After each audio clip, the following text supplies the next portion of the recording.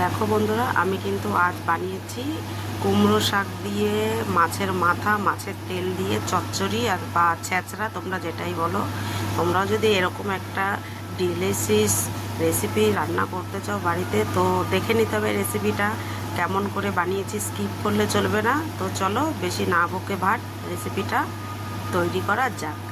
তো চলে এসো রেসিপিতে। ফ্রেন্ডস দেখো, আগে আমি বানাবো কুমড়ো শাক দিয়ে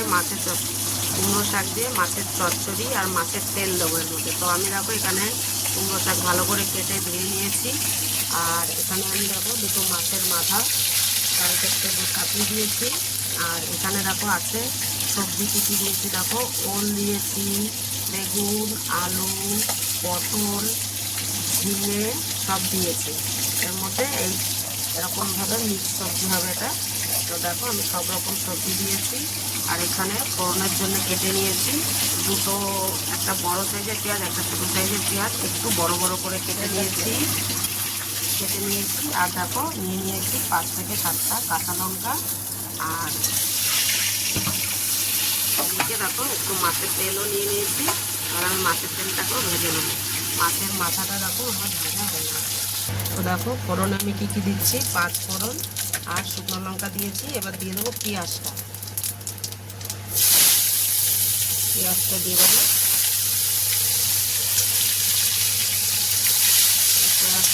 পেঁয়াজটা দিয়ে হালকা একটু ভেজে নিতে হবে। দেখো আমি এবার এই পেঁয়াজের মধ্যে দিয়ে দেবো মাছের তেলটা, এরকমভাবে এটাকে একসাথে ফ্রাই করে নিতে হবে। এবার আমি এটাকে দিয়ে দেবো কিন্তু একটু লবণ, আর দিয়ে দেবো সামান্য হলুদ, যেহেতু এটা ভাজা করার জন্য সামান্য হলুদ আর নুন দিয়ে দেবো। এটা দিয়ে কিন্তু খুবই টেস্টি আর খুবই সুন্দর হয়। একদমই স্কিপ করলে চলবে না, পুরো রেসিপিটা দেখতে হবে, তবেই কিন্তু এরকম সুস্বাদু রেসিপি তোমরাও বানাও। দেখো তার ভাজা হয়ে গেছে। এবার আমি সব সবজিটা দিয়ে দিলাম, দিয়ে এবার এটাকে এখন নাড়িয়ে চাড়িয়ে নেবো।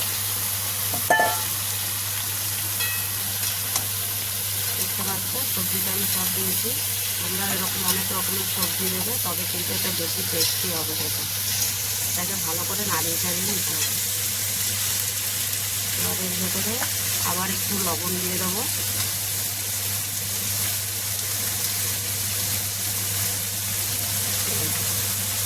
লবণটা তোমরা তোমাদের স্বাদ অনুযায়ী দেবে। লবণটা কিন্তু তরকারি হিসাবে দিতে হয়, এটার আমি কোনো আন্দাজ বলতে পারবো না। আর হলুদ, যার যতটা তরকারি হবে ততটা হিসাবে সে অনুযায়ী হলুদ লবণ দিয়ে দেবে। এবার এটাকে মিক্সড করে নেবো সুন্দর করে। এবার দেখো কেটে রাখা শাকটা আমি ওর উপরে দিয়ে দেবো। আমি এর ভিতরে কটা কাঁচা লঙ্কা দিয়ে দিয়েছি ঝালের জন্য, এটাও তোমরা তোমাদের অনুযায়ী দেবে, যে ঝালটা তোমরা কেমন খাবে সেই বুঝে। আমি শাকটাও সবটা দিয়ে দিলাম।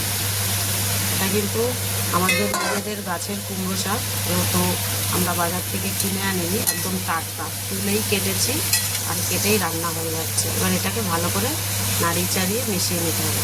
তো দেখো বন্ধুরা, আমি এইমাত্র ঢাকনাটা খুলেছি। এবার কিন্তু এটাকে নাড়িয়ে চাড়িয়ে দেবো। আমি কিন্তু এতে কোনো এক্সট্রা এক ফোঁটাও জল দিইনি, দেখতেই পাচ্ছ। একটুও জল দেবো না, এই সবজিতেই যে জল আছে এই জলেই কিন্তু এটা সিদ্ধ হয়ে যাবে।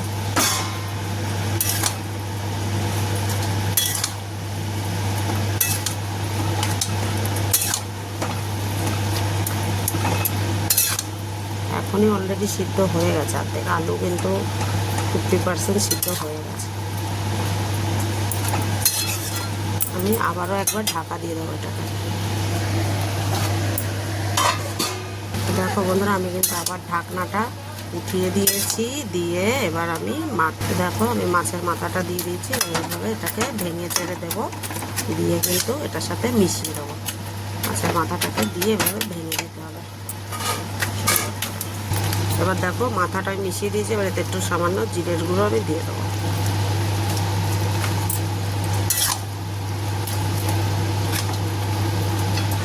তো দেখো এটা কিন্তু এখন এই পর্যায়ে এসেছে সবজিটা, দেখেছ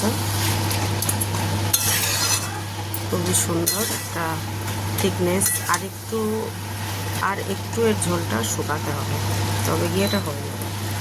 তো দেখো বন্ধুরা, আমার কিন্তু চচ্চড়িটা একদম রেডি। এবার আমি এটাকে নামিয়ে, এক ফোঁটা এতে জল নেই, কিন্তু দেখতেই পাচ্ছ একটু জল নেই, পুরো এর থেকে তেল ছেড়ে দিয়েছে। এবার আমি এটাকে নামিয়ে দেবো। তো দেখো বন্ধুরা, আমার কিন্তু সবজিটা হয়ে গেছে। তোমরা এইভাবে ট্রাই করবে, ভালো লাগলে অবশ্যই লাইক করবে, শেয়ার সাবস্ক্রাইব করতে একদম বলবে না। ভালো থাকো, সুস্থ থাকো, আর সবাইকে ভালো ভালো রান্না করে রেসিপি খাওয়াতে থাকো। Good bye.